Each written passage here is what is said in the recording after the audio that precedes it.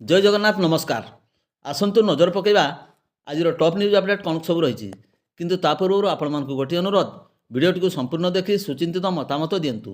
ଯେଉଁମାନେ ଚ୍ୟାନେଲକୁ ପ୍ରଥମ କରି ଆସିଛନ୍ତି ସବସ୍କ୍ରାଇବ୍ କରନ୍ତୁ ଏବଂ ଆସୁଥିବା ବେଲ୍ ଆଇକନ୍କୁ ପ୍ରେସ୍ କରନ୍ତୁ, ଯାହାଫଳରେ ପ୍ରତ୍ୟେକ ନୂତନ ଭିଡ଼ିଓର ନୋଟିଫିକେସନ୍ ଆପଣ ସର୍ବପ୍ରଥମେ ପାଇପାରିବେ। ତେବେ ଆସନ୍ତୁ ନଜର ପକାଇବା ଆଜିର ପ୍ରମୁଖ ଖବରଗୁଡ଼ିକ ଉପରେ। ଆଜିର ପ୍ରଥମ ଖବର, ହାତୀ ଏବେ ଜଙ୍ଗଲ ଛାଡ଼ି ଗାଁ ମୁହାଁ। ହାତୀର ବାସସ୍ଥାନ ଖଣି ଖାଦାନ ଯୋଗୁଁ ଜଙ୍ଗଲ ଏବଂ ପରିବେଶ ମାତ୍ରାଧିକ ନଷ୍ଟ ହେଉଛି। ଖଣି ଖାଦାନ ଯୋଗୁଁ ଏକର ଏକର ଜଙ୍ଗଲ ନଷ୍ଟ ହେଉଛି। ଜଙ୍ଗଲ ଜମି ନଷ୍ଟ ହେବା ଯୋଗୁଁ ହାତୀଙ୍କ ପାଇଁ ଖାଦ୍ୟ ସଙ୍କଟ ଦେଖାଦେଉଛି। ବାଧ୍ୟ ହୋଇ ଖାଦ୍ୟ ଅନ୍ୱେଷଣରେ ଗାଁ ଏବଂ ସହରକୁ ପଶି ଏକର ଏକର ଚାଷ ଜମି ନଷ୍ଟ କରିବା ସହ ନିରୀହ ଆଦିବାସୀଙ୍କ ଘର ଭାଙ୍ଗି ନଷ୍ଟ କରୁଛନ୍ତି ହାତୀପଲ। ସୂଚନା ଥାଉ କି ଗତ ଗୁରୁବାର ରାତିରେ ବିଜାତଳା ବ୍ଲକ ଅନ୍ତର୍ଗତ ମାଣିକପୁର ପଞ୍ଚାୟତର ନୂଆଗାଁ ଗ୍ରାମରେ ରାମଦୋଳି ୟୁଥ୍ ପାୱାର ଆସୋସିଏସନର ପ୍ରତିଷ୍ଠାତା ସୁରେନ୍ଦ୍ର ମୁଣ୍ଡାଙ୍କ ଘରେ ଝରକା ଭାଙ୍ଗି ହାତୀପଲ ଧାନ ଖାଇ ଦେଇଛନ୍ତି। ଅଳ୍ପକେ ପରିବାର ଲୋକେ ବର୍ତ୍ତି ଯାଇଥିବା ବେଳେ ନିକଟ ଜଙ୍ଗଲରୁ ହାତୀପଲ ବାରମ୍ବାର ଗ୍ରାମାଭିମୁଖ ହୋଇ ବ୍ୟାପକ କ୍ଷୟକ୍ଷତି ଘଟାଉଥିବାରୁ ଅଞ୍ଚଳବାସୀ ଭୟଭୀତ ଅବସ୍ଥାରେ ରହିଛନ୍ତି। ବନ ବିଭାଗ ହାତୀ ଅଞ୍ଚଳରେ ଥିବା ନେଇ କୌଣସି ସୂଚନା ଦେଇନଥିବା ବେଳେ ଏଥିପ୍ରତି ଦୃଷ୍ଟି ଦେଇ କ୍ଷତିପୂରଣ ପ୍ରଦାନ ସହ ହାତୀ ଘଉଡ଼ାଇବାକୁ ପଦକ୍ଷେପ ନେଲେ ଗ୍ରାମବାସୀ ଅତ୍ୟନ୍ତ ଖୁସି ହେବେ ବୋଲି ମତବ୍ୟକ୍ତ କରିଛନ୍ତି। ପରବର୍ତ୍ତୀ ଖବର, ରାଇରଙ୍ଗପୁର ଉପଖଣ୍ଡ ଏକମାତ୍ର ଗାୟତ୍ରୀ ଶକ୍ତିପୀଠ ଭାବେ ପ୍ରସିଦ୍ଧ ଲାଭ କରିଥିବା ଗୋରୁମୈଶାଣୀ ମା ଗାୟତ୍ରୀ ଶକ୍ତିପୀଠର ବାର୍ଷିକ ଉତ୍ସବ ଏବଂ 9 କୁଣ୍ଡିଆ ଗାୟତ୍ରୀ ମହାଯଜ୍ଞ ଧର୍ମୀୟ ଭାବନା ସହିତ ଉପସ୍ଥାପିତ ହୋଇଯାଇଛି। ଶାନ୍ତିକୁଞ୍ଜ ହରିଦ୍ୱାର ପ୍ରତ୍ୟକ୍ଷ ତତ୍ତ୍ୱାବଧାନରେ ଅନୁଷ୍ଠିତ ଉକ୍ତ ଯଜ୍ଞଟି କାର୍ଯ୍ୟକ୍ରମକୁ ଟଲି ନାୟକ ପ୍ରସନ୍ନ କୁମାର ପତି, ସହଯୋଗୀ ଗାୟତ୍ରୀ ମହାନ୍ତ, ସୁଇଟି ମହାନ୍ତଙ୍କ ପ୍ରତ୍ୟକ୍ଷ ତତ୍ତ୍ୱାବଧାନରେ କଳସ ଯାତ୍ରା କରାଯାଇ 2 ଦିନ ବ୍ୟାପୀ ନବକୁଣ୍ଡୀୟ ଗାୟତ୍ରୀ ମହାଯଜ୍ଞ କରାଯିବା ସହିତ ପ୍ରତ୍ୟକ୍ଷ ସନ୍ଧ୍ୟାରେ ପରମପୂଜ୍ୟ ଗୁରୁଦେବ ପଣ୍ଡିତ ଶ୍ରୀରାମ ଶର୍ମା ଆଚାର୍ଯ୍ୟ ଦେଇଥିବା ମାନବ ସମ୍ବାଳ ପ୍ରତି ମହତ ବାଣୀ ପ୍ରବଚନ ମାଧ୍ୟମରେ ଉପସ୍ଥାପିତ କରି ଭକ୍ତମାନଙ୍କୁ ଶୁଣାଇବା ସହିତ 108 ଦୀପ ଯଜ୍ଞର ଆୟୋଜନ କରାଯାଇଥିଲା। ଉକ୍ତ ଯଜ୍ଞ ମଧ୍ୟରେ ଚଳିତ ବର୍ଷ ପଡ଼ୋଶୀ ଝାଡ଼ଖଣ୍ଡ ରାଜ୍ୟର ଚାଣ୍ଡିଲଠାରୁ ଆସିଥିବା 19 ଜଣ ଶ୍ରଦ୍ଧାଳୁ ଗାୟତ୍ରୀ ଦୀକ୍ଷା ଗ୍ରହଣ କରିଥିଲେ। ସେହିପରି ଶେଷ ଦିବସରେ 3 ଜଣ ଶ୍ରଦ୍ଧାଳୁଙ୍କ ଗାୟତ୍ରୀ ଦୀକ୍ଷା ଗ୍ରହଣ, 4 ଜଣଙ୍କ ବିଦ୍ୟାରମ୍ଭ, ଜଣଙ୍କର ଜନ୍ମଦିନ ପାଳନ ଇତ୍ୟାଦି କାର୍ଯ୍ୟକ୍ରମ ଅନୁଷ୍ଠିତ ହୋଇଯାଇଥିଲା। ଟଲି ବିଦାୟ କାର୍ଯ୍ୟକ୍ରମ ପରେ ମନ୍ଦିର ପରିଚାଳନା କମିଟିର ସମ୍ପାଦକ ସାମ୍ବାଦିକ ସୁବ୍ରତ ମହାନ୍ତି ସମସ୍ତଙ୍କୁ ଧନ୍ୟବାଦ ଅର୍ପଣ କରିଥିଲେ। ପରବର୍ତ୍ତୀ ଖବର, ନିରୀହ ଲୋକଙ୍କୁ ବିନା ପଇସାରେ କିମ୍ବା ଗିରଫଦାରୀରେ ବେଆଇନ ଭାବେ ହାଜତ ଭିତରେ ପୁରାଇ ଘଣ୍ଟା ଘଣ୍ଟା ଧରି ନିର୍ଯାତନା ଦେବା। କିଛି ଦିନ ପୂର୍ବରୁ ମାଟି ଏବଂ ବାଲି ବୋଝେଇ ଟ୍ରାକ୍ଟର ଅଟକାଇ ଘଟଣାର ବିବାଦୀୟ ଭିଡ଼ିଓ ଭାଇରାଲ ହେବା ଘଟଣାର ପୁନଶ୍ଚ ବାଲି ଟ୍ରାକ୍ଟର ଚାଳକଙ୍କୁ ଜାତ୍ୟାଣ ଆକ୍ଷେପ କରି ଗାଳିଗୁଲଜ କରିବା ଭଳି ବିଭିନ୍ନ ବିବାଦୀୟ ଏବଂ ବେଆଇନ କାର୍ଯ୍ୟରେ ଜଡ଼ିତ ଥିବାରୁ ବେତନଟୀ ବନପାଳ ଲକ୍ଷ୍ମୀ ମହାପାତ୍ରଙ୍କୁ ଚାକିରିରୁ ନିଲମ୍ବନ କରାଯାଇଛି। ସୂଚନା ମୁତାବକ କେନ୍ଦ୍ରାପଡ଼ା ଜିଲ୍ଲା ଡେରାବିଶ ଅଞ୍ଚଳର କିଛି ବ୍ୟକ୍ତି ସରକାରୀ ଅନୁମତି ଥିବା ଚାକୁଣ୍ଡା କାଠରେ ପଲଙ୍କ ବନାଇ ଜିଏସ୍ଟି ବିଲ୍ ସାଙ୍ଗରେ ନେଇ ବ୍ୟବସାୟୀ ପାଇଁ ବାଇକ୍ ଯୋଗେ ମୟୂରଭଞ୍ଜ ଜିଲ୍ଲାର ବିଭିନ୍ନ ଅଞ୍ଚଳକୁ ଆସୁଥିବା ବେଳେ ବେତନଟୀ ବନପାଳ ଲକ୍ଷ୍ମୀ ମହାପାତ୍ର ଅଟକାଇଥିଲେ। ସେମାନେ ଜିଏସ୍ଟି ବିଲ୍ ସହିତ ଚାକୁଣ୍ଡା କାଠର ପଲଙ୍କ ପାଇଁ ଅନୁମତି ଥିବା ନେଇ ବାରମ୍ବାର କହିଥିଲେ ସୁଦ୍ଧା ବନପାଳ କିଛି ନ ଶୁଣି ପଲଙ୍କ ବୋଝେଇ ଗାଡ଼ିକୁ ରେଞ୍ଜ କାର୍ଯ୍ୟାଳୟକୁ ଆଣିବା ସହିତ ବ୍ୟବସାୟୀଙ୍କୁ ବିନା ମାମଲାରେ କିମ୍ବା ଗିରଫଦାରୀରେ ହାଜତ ଭିତରେ ପୁରାଇ ଘଣ୍ଟା ଘଣ୍ଟା ଧରି ନିର୍ଯାତନା ଦେଇଥିଲେ। ପୁନଶ୍ଚ ମାଟି ଏବଂ ବାଲି ବୋଝେଇ ଟ୍ରାକ୍ଟର ଅଟକାଇ ଟଙ୍କା ଖାଇ ଚାକିରି କରିଛି ବୋଲି ବିବାଦୀୟ ଭିଡ଼ିଓ ଭାଇରାଲ ତଥା ଚାଳକଙ୍କୁ ଜାତ୍ୟାଣ ଆକ୍ଷେପ କରି ଗାଳିଗୁଲଜ କରିବା ନେଇ ମଧ୍ୟ ବୈଶିଙ୍ଗା ଥାନାରେ 38 ନମ୍ବରରେ ଏକ ଅପରାଧିକ ମାମଲା ରୁଜୁ କରାଯାଇଛି। ଦାୟିତ୍ୱର ବାରମ୍ବାର ଅବହେଳା, କ୍ଷମତାର ଅପବ୍ୟବହାର ତଥା ଗିରଫ ନକରି ବେଆଇନ ଭାବେ ହାଜତରେ ଘଣ୍ଟା ଘଣ୍ଟା ଧରି ନିର୍ଯାତନା ଦେବା ଭଳି ଏକାଧିକ ଘଟଣାକୁ ନେଇ ଶିମିଳିପାଳ ବ୍ୟାଘ୍ର ସଂରକ୍ଷଣ ପ୍ରକଳ୍ପର କ୍ଷେତ୍ର ନିର୍ଦ୍ଦେଶକ ତଥା ଆଞ୍ଚଳିକ ମୁଖ୍ୟ ବନ ସଂରକ୍ଷକ ପ୍ରକାଶ ଚାନ୍ଦ ଗଗିନେନୀ ଶୃଙ୍ଖଳାଗତ କାର୍ଯ୍ୟାନୁଷ୍ଠାନ ନେଇଛନ୍ତି। ନିଲମ୍ବନ ସମୟରେ ନିଲମ୍ବନ ବନପାଳ ଲକ୍ଷ୍ମୀ ମହାପାତ୍ର ମୁଖ୍ୟାଳୟ ବାରିପଦା ବନ ଖଣ୍ଡ କାର୍ଯ୍ୟାଳୟ ବୋଲି ନିଲମ୍ବନ ନିର୍ଦ୍ଦେଶ ଉଲ୍ଲେଖ କରାଯାଇଛି। ପରବର୍ତ୍ତୀ ଖବର, ମାଙ୍କ ଶ୍ରାଦ୍ଧ ଦିବସରେ କରିଲେ ମହତ୍ କାମ। ରୋଗୀମାନଙ୍କର ଉଦ୍ଦେଶ୍ୟରେ ମେଡ଼ିକାଲ ପରିସରରେ 2ଟି କ୍ୟାବିନ୍ ନିର୍ମାଣ କରି ତାହାକୁ କରିଲେ ଉତ୍ସର୍ଗୀକୃତ।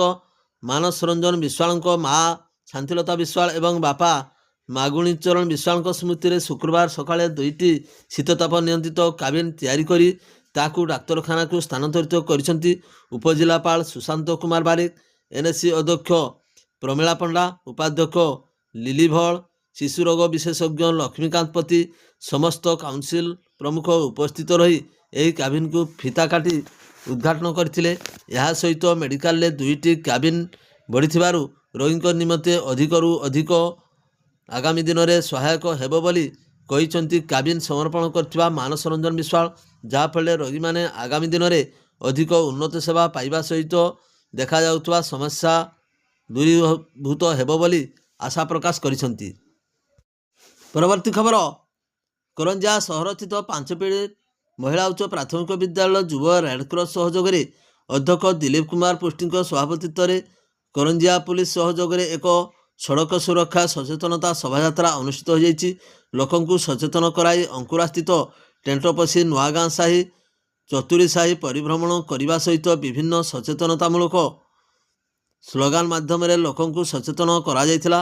ଯୁବ ରେଡ୍କ୍ରସ ପରାମର୍ଶଦାତା ଓଡ଼ିଆ ଅଧ୍ୟାପକ ମାନସ ରଞ୍ଜନ ବେହେରା, ଗୃହ ବିଜ୍ଞାନ ଅଧ୍ୟାପିକା ଶୁଭଦର୍ଶିନୀ ଶ୍ୱେତପଦ୍ମାଙ୍କ ନେତୃତ୍ୱରେ ଯୁକ୍ତ 2 ପ୍ରଥମ ବର୍ଷର ଛାତ୍ରୀ ପ୍ରିୟଙ୍କା, ପୁଷ୍ପାଞ୍ଜଳି, ସୋନାଲି, କରିନା, ଦୀପ୍ତିମୟୀଙ୍କ ସହ ଅନ୍ୟାନ୍ୟ ଛାତ୍ରଛାତ୍ରୀମାନେ ଉଚ୍ଚ ମାଧ୍ୟମିକ ବିଦ୍ୟାଳୟର ସମସ୍ତ ଅଧ୍ୟାପକ ଅଧ୍ୟାପିକା ଉପସ୍ଥିତ ଥିବା ଦେଖିବାକୁ ମିଳିଥିଲା।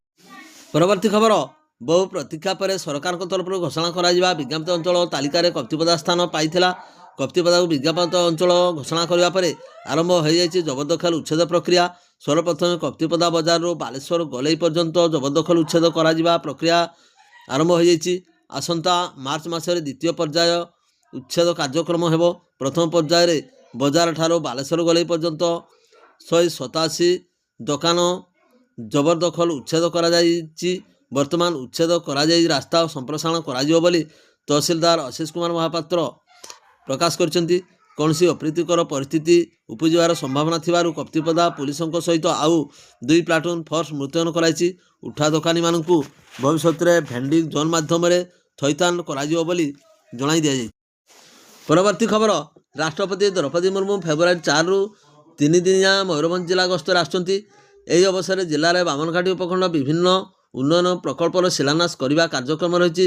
ଶିଳାନ୍ୟାସ କରିବାକୁ ଥିବା ପ୍ରକଳ୍ପଗୁଡ଼ିକ ପାଇଁ ଜମି ହସ୍ତାନ୍ତର ପ୍ରକ୍ରିୟା ସମ୍ପୂର୍ଣ୍ଣ ହୋଇଛି। ଜିଲ୍ଲା ପ୍ରଶାସନ ପକ୍ଷରୁ ସମସ୍ତ ପ୍ରସ୍ତୁତି ଶେଷ ପର୍ଯ୍ୟାୟରେ ପହଞ୍ଚିଥିବା ବେଳେ ସମ୍ପୃକ୍ତ ବିଭାଗକୁ ଚିହ୍ନଟ ଜମି ହସ୍ତାନ୍ତରିତ ହୋଇଛି। ଫେବୃଆରୀ 4 ତାରିଖ ଅପରାହ୍ନରେ ରାଇରଙ୍ଗପୁର ସ୍ଥିତ କଚେରୀ ପଡ଼ିଆରେ ଶିଳାନ୍ୟାସ କାର୍ଯ୍ୟକ୍ରମ ରହିଛି, ଯେଉଁଥିରେ କି IIFM, OUAT, ଆର୍ଚେରୀ କେନ୍ଦ୍ର, ସରକାରୀ ଆୟୁର୍ବେଦ କଲେଜ, ହସ୍ପିଟାଲ, ଇଗ୍ନୋର ନୂତନ କ୍ୟାମ୍ପସ୍, ଖଡ଼ଖାଇ ନଦୀକୂଳ ଉନ୍ନତୀକରଣ ଆଦି ପ୍ରକଳ୍ପ ରହିଛି। ଜମି ହସ୍ତାନ୍ତର କରିବା ନେଇ ରାଜସ୍ୱ ବିପର୍ଯ୍ୟୟ ପ୍ରଶାସନ ବିଭାଗ ସ୍ୱତନ୍ତ୍ର ସଚିବ ଶେଖ୍ ଜମିର ଉଦ୍ଦିନ ମୟୂରଭଞ୍ଜ ଜିଲ୍ଲାପାଳ ହେମକାନ୍ତ ସ୍ୱାଇଁଙ୍କୁ ଚିଠି ଲେଖିଛନ୍ତି। ଯାହାକୁ ନେଇ ରାଇରଙ୍ଗପୁର ତହସିଲଦାର ବିଶ୍ୱନାଥ ବିଶ୍ୱାଳଙ୍କ ନେତୃତ୍ୱରେ ପୂର୍ବ ଚିହ୍ନଟ ଜମିକୁ ଦଖଲକୁ ନେଇ ସମ୍ପୃକ୍ତ ବିଭାଗକୁ ହସ୍ତାନ୍ତରିତ ପ୍ରକ୍ରିୟା କରାଯାଇଛି। ସରକାରୀ ଆୟୁର୍ବେଦିକ କଲେଜ ଏବଂ ହସ୍ପିଟାଲ ନିର୍ମାଣ ନିମନ୍ତେ ମୁର୍ଗାଘୁଟୁ ମୌଜାରେ 49 ଏକର 35 ଡେସିମିଲ୍ ଜମି ସ୍ୱାସ୍ଥ୍ୟ ଏବଂ ପରିବାର କଲ୍ୟାଣ ବିଭାଗ ଓଡ଼ିଶା ସରକାରଙ୍କୁ ହସ୍ତାନ୍ତରିତ କରାଯାଇଛି। ଇନ୍ଦିରା ଗାନ୍ଧୀ ଜାତୀୟ ମୁକ୍ତ ବିଦ୍ୟାଳୟର ଆଞ୍ଚଳିକ କେନ୍ଦ୍ର ଏବଂ ଦକ୍ଷତା କେନ୍ଦ୍ର ନୂତନ ସ୍ଥାୟୀ କ୍ୟାମ୍ପସ୍ ନିର୍ମାଣ ନିମନ୍ତେ ରାଇରଙ୍ଗପୁର ମୌଜାରେ ରାଇରଙ୍ଗପୁର ଡିଗ୍ରୀ ମହାବିଦ୍ୟାଳୟ ସମ୍ମୁଖରେ 1 ଏକର 31 ଡେସିମିଲ୍ ଜମି ହସ୍ତାନ୍ତରିତ କରାଯାଇଛି। ଆର୍ଚେରୀ କ୍ରୀଡ଼ା କମ୍ପ୍ଲେକ୍ସ ନିର୍ମାଣ ନିମନ୍ତେ ପାତେପାଣି ମୌଜାରେ 10 ଏକର ଜମି କ୍ରୀଡ଼ା ଏବଂ ଯୁବ ବ୍ୟାପାର ବିଭାଗକୁ ହସ୍ତାନ୍ତରିତ କରାଯାଇଛି। ସେହିପରି କୁସୁମୀ ତହସିଲଦାର ଅଞ୍ଚଳରେ IIFM ଦ୍ୱିତୀୟ କ୍ୟାମ୍ପସ୍, ଜାମଦା ତହସିଲଦାର ଅଞ୍ଚଳରେ OUAT କ୍ୟାମ୍ପସ୍ ନିର୍ମାଣ ନିମନ୍ତେ ସ୍ଥାନୀୟ ତହସିଲଦାର ଜରିଆରେ ଚିହ୍ନଟ ଜମି ଦଖଲ କରି ସମ୍ପୃକ୍ତ ବିଭାଗକୁ ହସ୍ତାନ୍ତରିତ କରାଯାଇଛି। ରାଷ୍ଟ୍ରପତିଙ୍କ ଗସ୍ତ କାର୍ଯ୍ୟକ୍ରମ ନିକଟତର ହେଉଥିବା ବେଳେ ରାଇରଙ୍ଗପୁର ଅଞ୍ଚଳରେ ହଇଚଇ ସୃଷ୍ଟି ହୋଇଛି। ଅଞ୍ଚଳର ସୁକନ୍ୟା ଜନ୍ମମାଟିର ସମ୍ବର୍ଦ୍ଧନା ପାଇଁ ପୂର୍ବ ପ୍ରସ୍ତୁତି ଆରମ୍ଭ ହୋଇଛି। ପରବର୍ତ୍ତୀ ଖବର, ଜାତୀୟ ସର୍ବକନିଷ୍ଠ ଖୋଖୋ ପ୍ରତିଯୋଗିତା ପାଇଁ ଓଡ଼ିଶା ଦଳରେ 2 ଭାଇ ଲବ ଏବଂ କୁଶ ସ୍ଥାନ ପାଇ ମୟୂରଭଞ୍ଜ ଜିଲ୍ଲା ପାଇଁ ଗୌରବ ଆଣିଛନ୍ତି। କୁରୁକ୍ଷେତ୍ର ହରିୟାଣାରେ ଠାରେ ଅନୁଷ୍ଠିତ ହେବାକୁ ଥିବା 35ତମ ସର୍ବକନିଷ୍ଠ ଜାତୀୟ ଖୋଖୋ ପ୍ରତିଯୋଗିତା ପାଇଁ ଓଡ଼ିଶା ଦଳରେ 2 ଭାଇ ତାଙ୍କର କ୍ରୀଡ଼ା ଦକ୍ଷତା ପ୍ରତିପାଦନ କରିଛନ୍ତି। ଜଗତସିଂହପୁରଠାରେ ଅନୁଷ୍ଠିତ 17ତମ ରାଜ୍ୟସ୍ତରୀୟ ପ୍ରତିଯୋଗିତାରେ ଉତ୍କୃଷ୍ଟ ଖେଳ ପ୍ରଦର୍ଶନ କରି ଦୁହେଁ ଓଡ଼ିଶା ଦଳରେ ସ୍ଥାନ ପାଇଛନ୍ତି। କୁଣିଅଣା ବ୍ଲକ ଅନ୍ତର୍ଗତ ଚାଲୁଣିଆ ଗ୍ରାମର ନିବାସୀ ରାମଚନ୍ଦ୍ର ମୁର୍ମୁ ଏବଂ ରାଇମଣି ମୁର୍ମୁଙ୍କର ଦୁଇ ପୁତ୍ର ଲବ ଏବଂ କୁଶ ମୁର୍ଗାବାଡ଼ି ସ୍ଥିତ ପିଏମ୍ସି କେନ୍ଦ୍ରୀୟ ବିଦ୍ୟାଳୟରେ ଅଷ୍ଟମ ଶ୍ରେଣୀରେ ପଢ଼ୁଛନ୍ତି। ଖବର ପାଇ ପରିବାର ଏବଂ ଗ୍ରାମବାସୀ ବିଦ୍ୟାଳୟ କର୍ତ୍ତୃପକ୍ଷ ଉଭୟଙ୍କୁ ଅଭିନନ୍ଦନ ଜଣାଇବା ସହ ଜାତୀୟ ସ୍ତରରେ ସଫଳତା ପାଇଁ ଶୁଭକାମନା କରିଛନ୍ତି। ଭିଡ଼ିଓଟିକୁ ଶେଷ ପର୍ଯ୍ୟନ୍ତ ଦେଖିଥିବାରୁ ଆପଣଙ୍କୁ ଅଶେଷ ଅଶେଷ ଧନ୍ୟବାଦ।